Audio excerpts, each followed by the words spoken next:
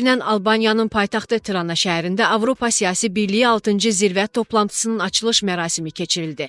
Sammit bir çox baxımdan diqqət çəkir. Toplantı çərçivəsində Azərbaycan prezidenti İlham Əliyev və Ermənistanın baş naziri Nikol Paşinyan arasında baş tutan görüş xüsusi maraqla izlənildi. Görüş formatı etibarilə sülh gündəmi adı altında təqdim olunsa da, əslində regiondakı güc balansının kimin lehinə dəyişdiyini sərgiləyən mükəmməl bir detal idi. Azərbaycan prezidenti bu görüşdə təkcə ölkəmizin haqlı mövqeyini deyil, həm də yeni reallıqlar üzərində qurulan siyasi iradəsini nümayiş etdirdi.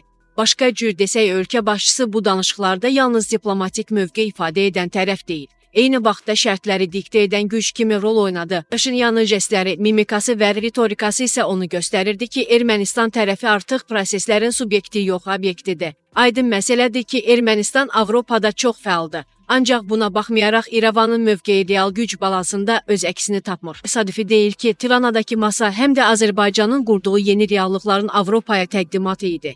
Sammitin diqqət çəkən bir maraqlı detalı da Fransa prezidenti Emmanuel Macronun İlham Əliyevə yaxınlaşaraq onunla söhbət etməsi oldu. Bu, Parisin artıq Bakının sərt və prinsipial mövqeyinə uyğunlaşmağa məcbur olduğunu göstərdi. Ermənistanla bağlı təktərəfli siyasət yürüdən Fransa indi Azərbaycanla danışıq dilini dəyişməyə çalışır.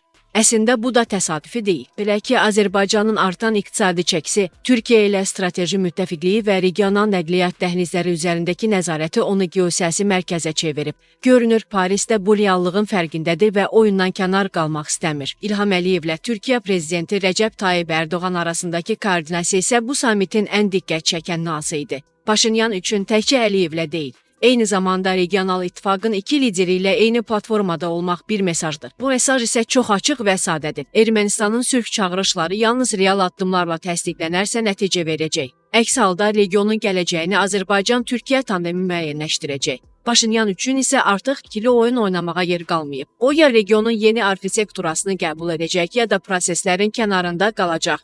Tiranadakı görüş bir daha göstərdi ki, Azərbaycan artıq regional yox, qlobal proseslərin təsir dairəsinə daxil olan bir aktordur. İlham Əliyev bu gücü diplomatik zəkası ilə birləşdirərək həm Avropaya, həm də Ermənistana aydın mesaj verdi. Bu masada bərabər tərəf olmaq üçün öncə reallığı qəbul etmək lazımdır.